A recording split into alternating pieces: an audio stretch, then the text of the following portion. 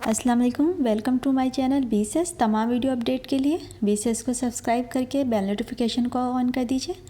तो आइए सुनते हैं आज शैतानी अमल का सेकंड और लास्ट पार्ट।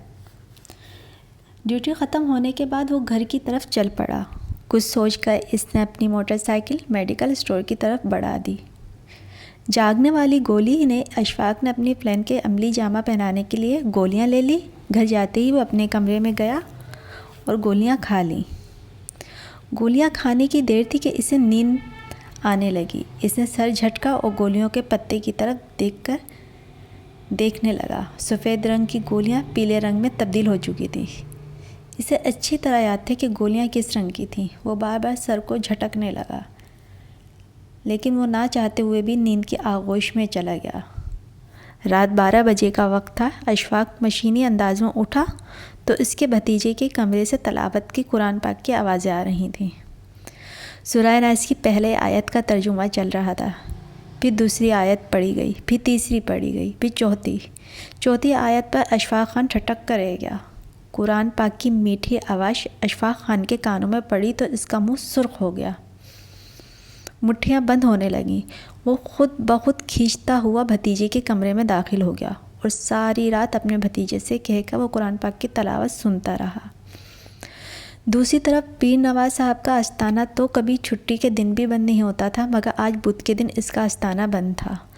वो अपने कमरे में बेचैनी से टहल रहा था।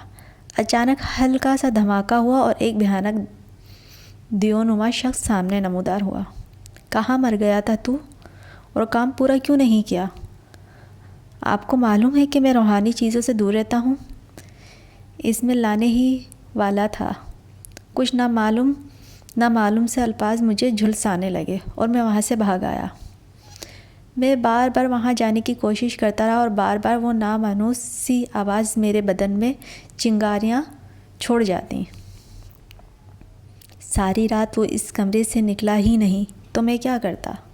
दफ़ा हो जाए यहाँ से, किसी काम का नहीं है तू, पीर नवाज ने दहाड़ते हुए कहा। इसकी जाते ही पीर नवाज ने तहखाने में चला गया। तहखाने में जगह जगह पर बुत पड़े थे। एक बुत की ज़ुबान बाहर निकली हुई थी और काला माता थी। पीर नवाज इसके कदमों में गिर पड़ा। मेरी ज़िंदगी अब तेरे हाथ में है माता। वो अमल किसी वजह से अधूरा रह गया है और अब मेरी ज़िंदगी ख़तरे में है। मुझे बचा लें काली माता, मुझे बचा लें। पीर नवाज गुड़गुड़ाने लगा, मगर इसे नहीं पता था कि काली ताकतें वक्त पड़ने पर अपना साथ छोड़ देती हैं। यकायक एक तरफ से नीले रंग का खुलता हुआ लावा निकला और पीर नवाज की नाक और कान से निकलता हुआ इसके सारे जिस्म में सरायत कर गया। इसके जिस्म से नीले रंग के आबले फूटने लगे और वो कपड़ों को फाड़ता हुआ तहखाने से बाहर निकल आया। दर्द की शिद्दत से इसके मुंह से दिल दहला देने वाली चीखें निकल रही थीं।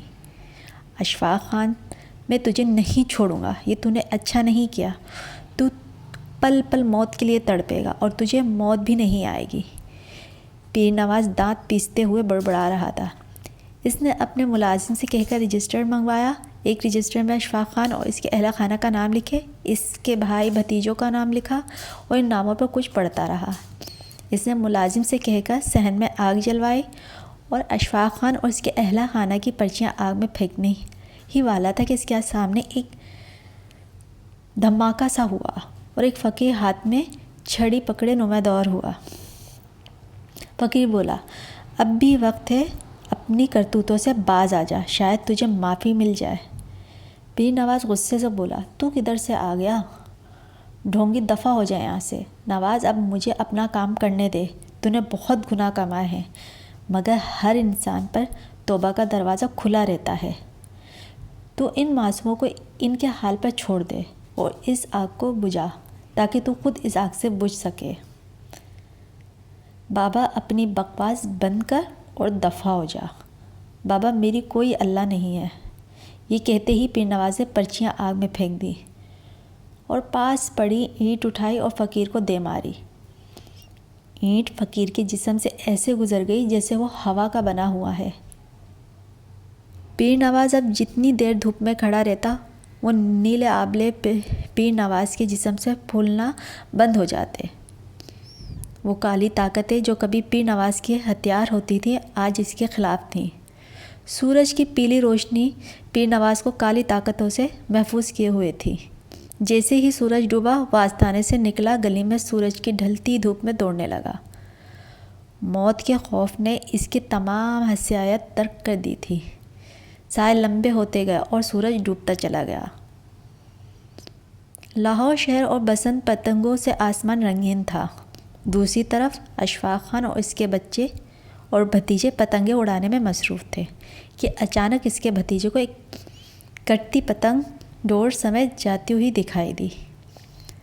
وہ پتنگ کو پکڑنے کے لیے بھاگا۔ جیسے اس نے ڈور پکڑی ایسے لگا جیسے کوئی کرنٹ اس کے جسم میں داخل ہو گیا اور وہ نیچے گر گیا۔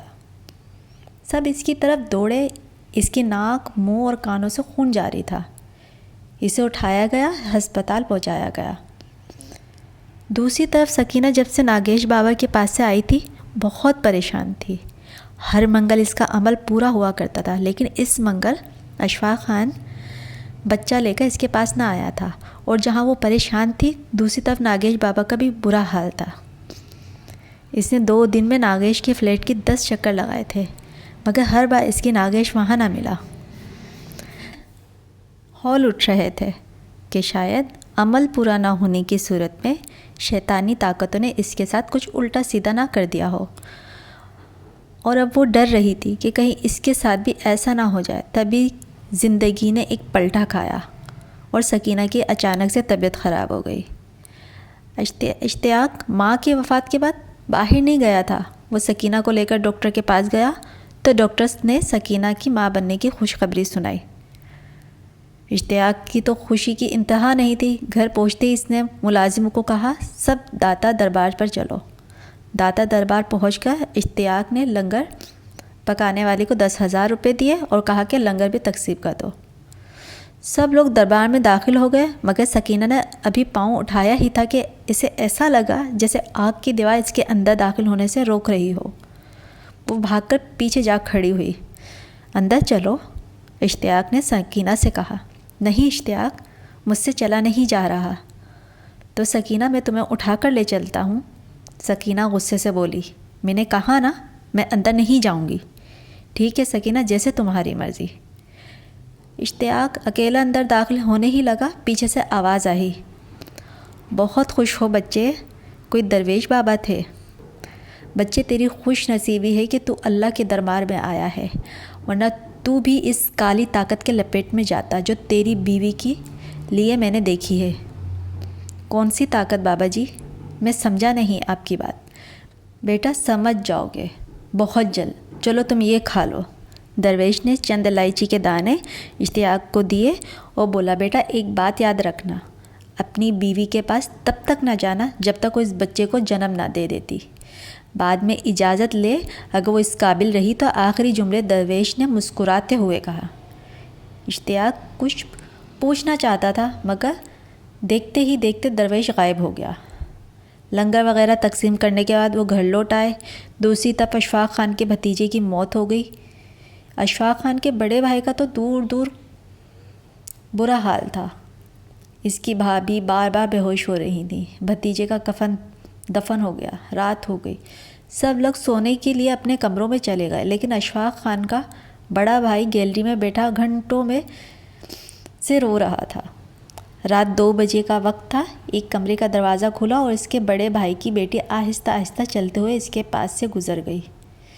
بھتیجے پر نظر پڑی تو اس نے نوٹس لیا کہ وہ کہیں جا رہی ہے، کیونکہ وہ اس وقت دکھ کی ایسی گہری دلدل میں تھی کہ چاہے کوئی بھی اسے روکے وہ نہ رکتی۔ اس کی بھتیجی چلتی ہوئی دادا کے کمرے میں آئی، جس کے ساتھ اشفاق خان کے دونوں بیٹے لیٹے ہوئے تھے۔ بھتیجی کے ہاتھ میں تیز دھار سبزی کاٹنے والی چھری تھی۔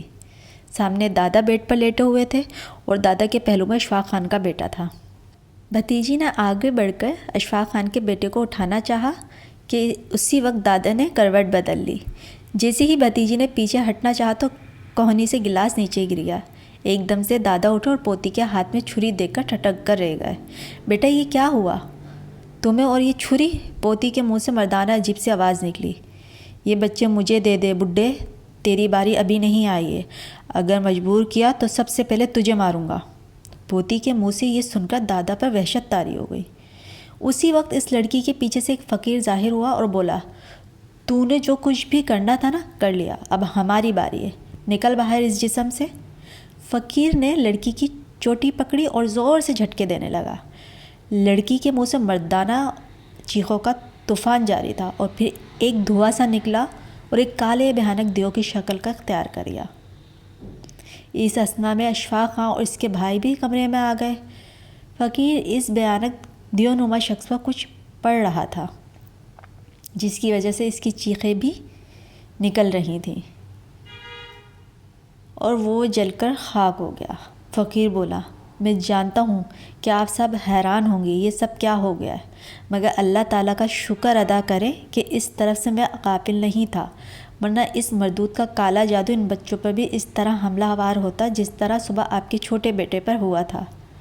بابا جی، ہم یہ تو نہیں پوچھیں گے کہ آپ کون ہیں اور آپ ہماری مدد کے لیے کس طرح آئے، یقیناً آپ کوئی نیک ہستی ہیں، مگر اس بات کا جواب ضرور دیں، ہمارے اوپر کالا جادو کون کر رہا ہے؟ ہمارا تو کوئی ایسا دشمن بھی نہیں ہے۔ بچے، اس بات کا جواب تمہیں اشفاق خان بہتر طریقے سے دے سکتا ہے۔ فقیر نے مسکراتے ہوئے اشفاق خان کی طرف دیکھا۔ میں؟ ہاں اشفاق، تم یاد کرو قبرستان میں جب تم نے اس عورت کو گندے عمل سے منع کیا تھا، وہی نیکی تمہارے گلے پڑ گئی ہے۔ صبح کا حادثہ جو تمہارے بھتیجے کی جان لے گیا، وہ بھی اسی جادو کی پیداوار تھا، مگر ظالم خواہ کتنے ہی کیوں نہ ہوں، اللہ تعالیٰ کی لاٹھی بے آواز نہیں ہوتی ہے، جب پڑتی ہے تو اچھوں کی پتے پانی ہو جاتے ہیں۔ بابا جی، تو کیا جو خواب مجھے آ رہے ہیں وہ حقیقت ہے؟ ہاں، وہ بلا شبہ ایک حقیقت تھی، اور شاید یہ عمل تم 7 منگل تک کرتے، مگر اللہ تعالیٰ کے پاک کلام کی بدولت عمل آدھے میں رہ گیا، جس کی وجہ سے وہ شخص کافی عذاب میں ہے، اور اب وہ تم سب اہل خانہ کا دشمن ہو گیا ہے، مگر اب وہ تمہارا کچھ نہ بگاڑ سکے گا۔ میں نے تمہیں قبرستان میں دیکھا تھا، میں اس دن تمہارے ساتھ ساتھ ہوں، مگر بابا وہ شخص کون ہے؟ بچے، اس کا ایک روپ خواب میں تم دیکھ چکے ہو اور دوسرا روپ کا نام پیر نواز۔ وہ شخص صبح کے وقت آستانے پہ بیٹھ کر پیر نواز بنتا ہے اور رات کو سفلی عمل کا ماہرین بن کر ناگیش بابا کے نام سے ایک فلیٹ میں موجود ہوتا ہے۔ کام وہ شیطانی عمل سے ہی کرتا ہے، خواہ وہ آستانے میں ہو یا اس فلیٹ میں۔ اب میں چلتا ہوں، اور ہاں، صبح تم اپنے کام پر ضرور جانا۔ مگر بابا، گھر میں جوان موت، بیٹا وہ بھی اللہ کی مرضی تھی اور یہ بھی اللہ کی مرضی ہے۔ ایک کام کا آخری انجام رکا ہوا ہے، اس نیک کام کا انجام تمہارے ہاتھوں ہی ہونا ہے۔ یہ کہتے ہوئے فقیر بابا دیوار کی طرف چلے اور غائب ہو گئے۔ فقیر کے جانے کے بعد سب نے اشفاق خان کو گھیر لیا۔ اشفاق خان نے سارا واقعہ سنا دیا۔ سب نے اللہ تعالیٰ کا شکر ادا کیا کہ اگلے دن فقیر کی ہدایت کے مطابق اشفاق ڈیوٹی پہ چلا گیا۔ سارا دن وہ اس کشمکش میں رہا کہ نہ جانے کون سا ایسا ناکام ہے اس کی وجہ سے رکا ہوا ہے۔ سارے لاہور کا چکر کاٹتی اس کی 43 نمبر گاڑی نوکر سٹاک پر آئی۔ اس کی نظر راستے پر تھی کہ اچانک ایک جنگلی سور اس کی گاڑی کے آگے آ گیا۔ وہ بھاگتا ہوا روڈ کراس کرنے کی کوشش کر رہا تھا۔ کچل ڈالو اسے، کچل ڈالو، مسافروں کی آوازیں اس قدم اٹھانے پہ مجبور کر دیا۔ اگر وہ ایسا نہ کرتا تو وہ سور نہ جانے کس کو نقصان پہنچاتا۔ اشفاق خان نے گاڑی کی رفتار تیز کی تو سور کی گردن بری طرح سے مڑی اور سور کی آنکھیں اشفاق خان کی آنکھوں سے ملی تو اشفاق خان گاڑی روک دی۔ اگر وہ سور چاہتا تو بھاگ سکتا تھا، مگر وہ وہیں رک گیا۔ اشفاق نے ایک بار پھر زوردار جھٹکے سے گاڑی سور پر چڑھا دی۔ ایسا کرنے سے اب اشفاق خان مطمئن ہو گیا کہ اب وہ جانور مر چکا ہے۔ وہ گاڑی سے اترا، مگر قدم باہر رکھتے ہی ایک پولیس کی گاڑی اس کے پاس آ گئی۔ وہ ایک وردی نما شخص اونچی آواز سے کہا، ہم تمہیں گرفتار کرتے ہیں۔ دوسری طرف پیر نواز دوڑتا رہا، دھوپ ڈھلتی رہی اور آخرکار سورج ڈوب گیا۔ گلیوں سے نکل کر وہ سڑکوں پر آ گیا۔ ہر شخص اس کی حالت کو دیکھ کر کانوں کو ہاتھ لگا رہا تھا۔ اس کا تمام بدن گردن تک چھلنی بن چکا تھا۔ نیلے مواد نے اس کے چہرے کو نہیں چھیڑا تھا۔ اس کے منہ سے چیخوں کے طوفان بھی جاری تھے۔ کوشش کے باوجود بھی وہ چیخوں پر قابو نہیں پا رہا تھا۔ اس کی وجہ سے ارد گرد کے لوگ اسے دیکھ کر توبہ توبہ کر رہے تھے۔ اسے کسی چیز کا ہوش نہیں تھا۔ نکلی داڑھی اکھڑ کر جھول رہی تھی۔ وہ تو بس دھوپ کی تلاش میں دوڑا جا رہا تھا۔ پھر کلمہ چوک کے پاس آ کر اس کی قوت برداشت جواب دے گئی اور وہ گر پڑا۔ گرتے ہی بے ہوش ہو گیا۔ نہ جانے کتنی دیر وہ بے ہوش رہا۔ دھوپ کی شدت محسوس ہوتے اس کی آنکھ کھلی تو سورج سر پر تھا، مگر وہ جانتا تھا کہ سورج سدا سر پر نہیں رہنا، اس لیے وہ اٹھا اور اپنی حفاظت کے لیے تدابیر سوچنے لگا۔ اس کی چاک میں اب لڑکڑاہٹ سی تھی، کوئی تدابیر اس کے ذہن میں نہیں آ رہی تھی۔ آخرکار سورج ڈھلنے کا وقت آ گیا۔ اس نے افق کی طرف دوڑنا شروع کر دیا۔ ٹوکر سٹاک پر وہ پہنچا تو روڈ کراس کرتے ہوئے اس گاڑی اپنی طرف آتے دکھائی دی۔ گاڑی کے ڈرائیور کو دیکھ کر وہ ہکا بکا رہ گیا۔ یہ تو اشفاق خان کا تھا، جسے اہل خانہ سے سمیت اس نے اشفاق خان کی موت کی پرچی لکھی تھی، مگر اشفاق خان زندہ تھا اور گاڑی لے کر اس پر چڑھ رہا تھا۔ پیر نواز نے آنکھیں بند کر لی۔ اشفاق خان نے اس کے جسم کو دوبارہ کچلا۔ سامنے 5 سگریٹ کے کھوکے پر بیٹھے لڑکوں نے یہ حادثہ دیکھا تو جلدی سے پولیس کو فون کر دیا۔ چند لمحوں میں پولیس کی گاڑی پہنچ گئی۔ اشفاق خان گاڑی سے اترا تو ایک ٹریفک پولیس نے کہا کہ ہم تمہیں گرفتار کرتے ہیں، لیکن میرا جرم کیا ہے؟ ایک انسان کو بری طرح مار کر تم کہتے ہو تمہارا جرم کیا ہے؟ ایک مسافر گاڑی سے اترا اور بولا، جناب ڈرائیور نے کسی انسان کو نہیں بلکہ جنگلی سور کو مارا ہے۔ سب مسافر بول رہے تھے، ہاں ہم سب نے دیکھا ہے۔ سب گاڑی کو اگلے ٹرائی کی طرف آئے، مگر وہاں کسی جانور یا کسی انسان یا کسی چیز کا بھی نام و نشان نہیں تھا، اور نہ ہی خون کا ایک قطرہ تھا۔ سب حیران ہو رہے تھے کہ انہوں نے خود ایک جنگلی سور کو مرتے ہوئے دیکھا۔ اب وہاں کچھ بھی نہیں تھا، جبکہ کھوکے پر بیٹھے لڑکے اور دیگر دکان والے بھی حیران تھے، مگر ٹریفک آفیسر کے پیچھے کھڑے فقیر بابا اشفاق کو مسکراہٹ بھری نگاہوں سے دیکھ رہے تھے۔ تھوڑی ہی دنوں میں اشفاق خان کی زندگی معمول پر آ گئی تھی۔ دوسری طرف سکینہ کے ہاں بیٹا ہوا، جو کئی ٹکڑوں پر مشتمل تھا، جس کی وجہ سے وہ ہمیشہ کے لیے اپنی ذہنی توازن کھو بیٹھی تھی۔ اس کے بعد اس کے شوہر نے دوسری شادی کر لی، اسے پاگل خانے میں ڈال دیا گیا، اور پھر 1 ماہ کے اندر اس کا ناتا اس دنیا سے ختم ہو گیا۔ امید ہے دوستو آپ لوگ کو یہ کہانی بہت پسند آئی ہوگی۔ افسوس یہ ہے کہ اس واقعے میں 2 معصوم لوگوں کی جان چلی گئی۔ اس عبرتناک واقعے سے بہت سارے سبق ملتے ہیں۔